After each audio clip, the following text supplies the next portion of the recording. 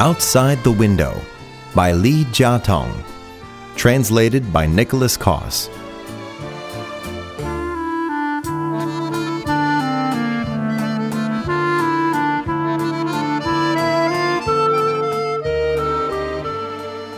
The one good thing about being a university president is that when you visit another university, you will always be treated very well. I like best to go to a certain English university. The president studied precision mechanical engineering, yet he appears to be very cultivated. Not only does he speak most elegantly, but his lifestyle has very high standards. The guest dining hall of their university has large French windows.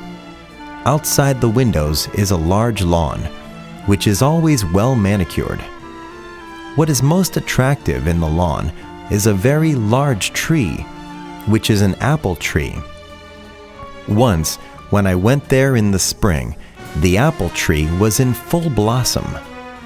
When the president invited me to eat, we sat at a table by the windows.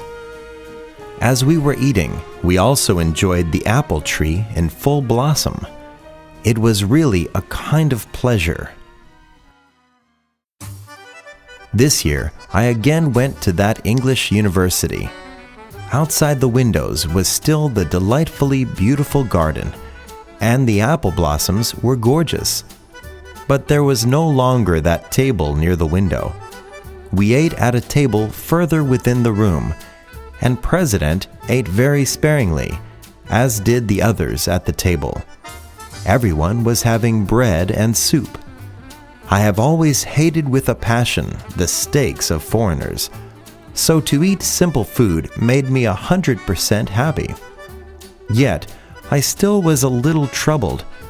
Why was the table by the windows not to be seen? Why was everyone eating so simply? The president saw my confusion and told me what had happened. One day, this president went to Kolkata in India for a meeting. As he was walking in the city, he saw a restaurant that had French windows with a number of tables nearby. On each table was spread a sparkling white tablecloth, upon which were gleaming silverware and dishware. One look and you knew it was all from England and most proper. Without a bit of hesitancy, the president entered and selected a table by the windows. This restaurant was not only well appointed, but the cuisine was also good. The president felt that everything left nothing to be desired. He still remembered that he had ordered lamb chops and onions. Just as the president was tasting that delicious lamb chop, he suddenly discovered outside the window a little beggar intently staring at him. The little boy was not wearing anything above his waist, and with full concentration was looking at the lamb chop. Because he wanted to see it a bit better, he had his nose stuck to the window. His hands were also grasping the window. The president immediately lost his appetite and put down his fork and withdrew the piece of lamb about to go into his mouth. The little beggar, however, did not leave and intently focused his attention on that most delectable piece of lamb that had been going into the president's mouth. Many restaurants in India have guards.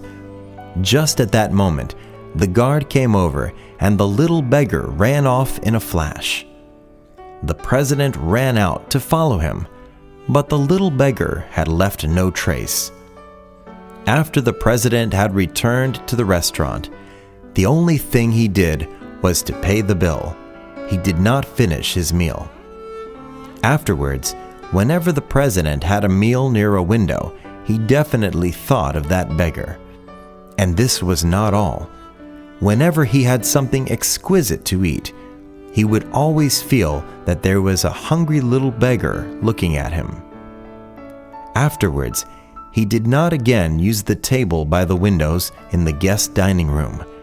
His story slowly was circulated, and hardly anyone in the school ever used that table. Finally, the manager of the guest dining room just removed the table from in front of the windows. The president did not continue to eat any exquisite food because he did not want to experience a hungry child looking at him. Obviously, the president had influenced many of the faculty of that university. Everyone ate more simply. On the flight back to Taiwan, I discovered that the food on the plane was rather special. Suddenly, I was struck by a strange thought and asked the flight attendant if I could have something simple. She agreed, saying that it would be not a problem.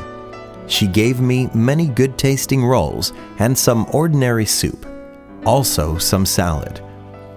She told me that recently many people wanted to eat more simply. So the company just came up with this simple meal. She asked me why so many people recently want to eat simply. I did not reply. If I had said that a beggar child would be looking at me from outside the window, she would probably have not understood.